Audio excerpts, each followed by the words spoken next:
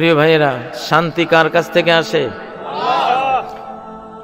এজন্য ওয়ালিমান খাফা মাকাম রাব্বিহি জান্নাতান, এই মজলিসটা একটা জান্নাত।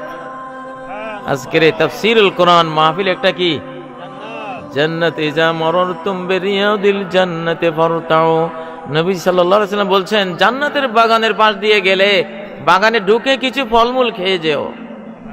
কোরআনের একটা আয়াত শোনা মানে একটা ফল খাওয়া, আল্লাহর একটা জিকির শোনা মানে একটা ফল খাওয়া, নবী সাল্লাল্লাহু আলাইহি সাল্লামের একটা হাদিস শোনা মানে একটা ফল খাওয়া। আপনারা এখন কি খাচ্ছেন? বিনা পয়সায়, তাই না?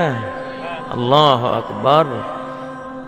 আল্লাহ আল্লাহ ইচ্ছে শিরিন আস্তে নাম, শির ও শক্কর মি কুনদ জানম তামাম। শেখ সাদি রাহিমাহুল্লাহ বলেন যে আল্লাহর নামটা কি যে মধুর, কি যে মিষ্টি, কি যে মজার, কি যে স্বাদের। চিনি খেলে শুধু জিহ্বায় মিঠা লাগে, ঠিক না? তালমিছরি খেলে শুধু জিহ্বায় মিঠা লাগে, ঠোঁটে মিঠা লাগেনি, হাতে লাগেনি। গুড় যে হাত দিয়ে ধরছেন হাতে কি মিষ্টি লাগে? বিরক্তি লাগে আরো, ঠিক না? হাত আটা আটা হয়ে যায়, কেমন লাগে? মিষ্টিটা শুধু জিহ্বায় গিয়া লাগে, এই পর্যন্ত আসলে আর মিঠা লাগেনি, শুধু জিহ্বার মধ্যে একটু, ঠিক না?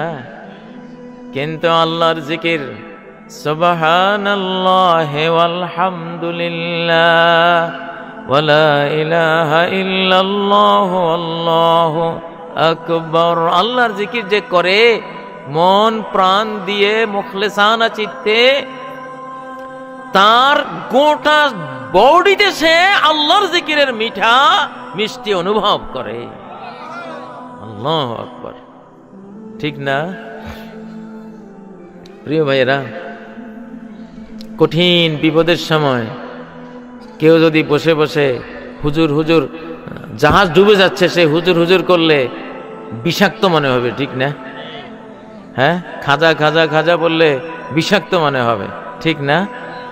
হ্যাঁ, দরবেশ দরবেশ দরবেশ বললে বিষাক্ত মনে হবে।